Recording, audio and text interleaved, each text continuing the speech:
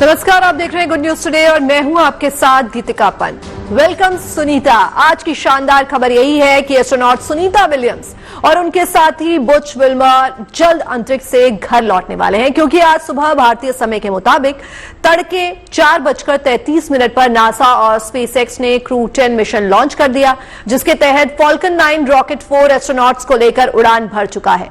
4 astronauts जो इस rocket से अंतरिक्ष की ओर गए हैं वो सुनीता और बुच की जगह लेंगे। वैसे आपको बता दें कि अमेरिका में सत्ता संभालते ही ट्रंप ने सुनीता और बुच को वापस लाने का वादा किया था और एलन मस्क को सुनीता और बुच को धरती पर लाने की जिम्मेदारी दी थी। और अब क्रू 10 मिशन के लॉन्च हो जाने के बाद सुनीता विलियम्स और बुच विल्मर की घर वापसी जो तय हो गई है, माना जा रहा है कि 19 मार्च तक दोनों स्पेस से धरती पर कदम रखेंगे। तो जिसका इंतजार था वो घड़ी आ गई है। भारतीय अमेरिकी अंतरिक्ष यात्री सुनीता विलियम्स और बुच विल्मर का 9 महीने बाद धरती पर वापसी का रास्ता लगभग तय हो गया है। नासा और स्पेसएक्स ने क्रू 10 मिशन की लॉन्चिंग कर दी है। उम्मीद है कि 19 मार्च को सुनीता विलियम्स और बुच विल्मर अंतर्राष्ट्रीय स्पेस स्टेशन छोड़ देंगे और घर लौट आएंगे।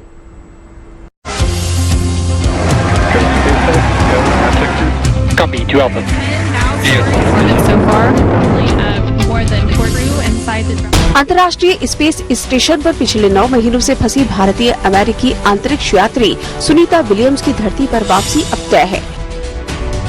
National aeronautics and space administration and space x ने शुक्रवार रात 7:30 बजे ETT के मुताबिक और भारतीय समय अनुसार आज तड़के 4:30 बजे अपना क्रू 10 मिशन लॉन्च कर दिया है। इस मिशन के जरिए एक नई टीम भी ISS पर भेजी गई है, जिसमें नासा की एनी मैकलिन और निकोल आयर्स, जापान की जोक्सा एजेंसी के ताकुया ओनिशी और रूस की रोस्कोसमोस एजेंसी के किरिल पेस्कोव शामिल है। इस मिशन का मकसद भारतीय अमेरिकी अंतरिक्ष यात्री सुनीता विलियम्स और उनके साथी बुच विल्मर को पृथ्वी पर वापस लाना है। नासा के मुताबिक अब सुनीता विलियम्स और बुच विल्मर के 19 मार्च या 20 मार्च तक अंतर्राष्ट्रीय अंतरिक्ष स्टेशन छोड़ने की संभावना है। हालांकि क्रू 10 मिशन को 12 मार्च को स्पेस एक्स के रॉकेट फाल्कन 9 से लॉन्च किया जाना था।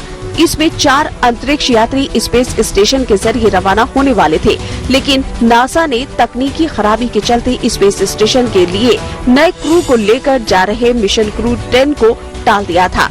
स्पेस स्टेशन का हैंडओवर देने के बाद सुनीता विलियम्स और अन्य 3 साथी 16 मार्च को स्पेस स्टेशन से रवाना होते, मगर रॉकेट के ग्राउंड सपोर्ट क्लैंप आर्म में हाइड्रोलिक सिस्टम में खराबी आ गई थी, जिसके चलते नासा ने मिशन को टाल दिया था।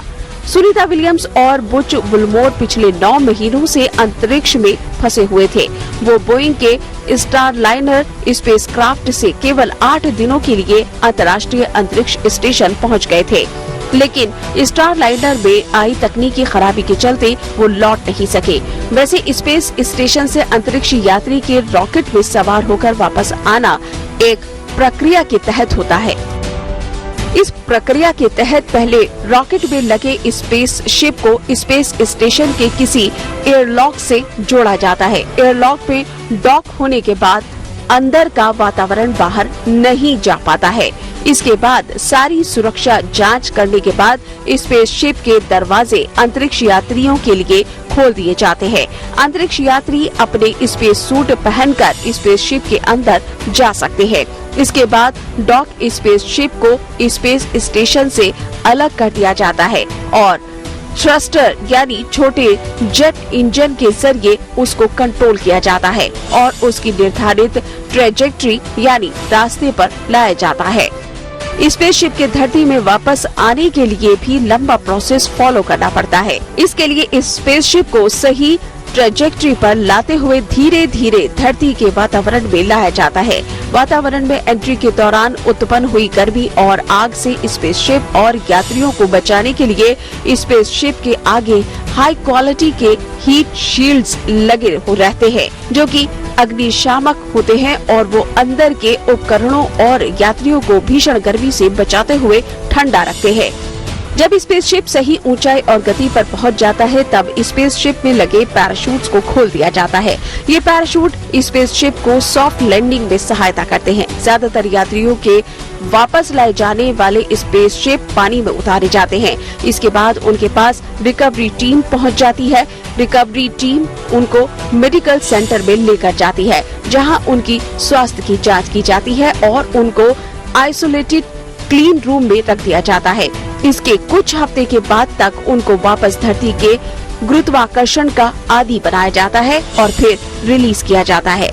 जाहिर है धरती पर लौट आने के बावजूद भी अंतरिक्ष यात्रियों के सामने चुनौतियां कम नहीं होती है। अब अगर नासा का ये क्रू मिशन लॉन्च सफलतापूर्वक स्पेस स्टेशन से सुनीता विलियम्स और बुच विल्मोर को स्पेसशिप से ले आता है तो जल्दी ही परिवार से मिल सकेंगे। Bureau report, good news today.